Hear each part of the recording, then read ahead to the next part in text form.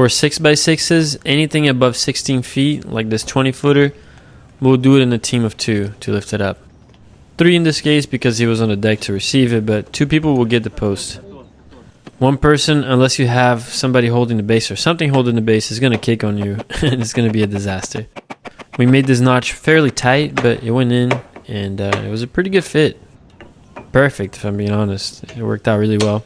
And we lined up the post base to where we could adjust plumb this way more so than side to side. Setting these footings and posts was a little bit challenging. I had to make sure to get it exactly right or else it wasn't going to work.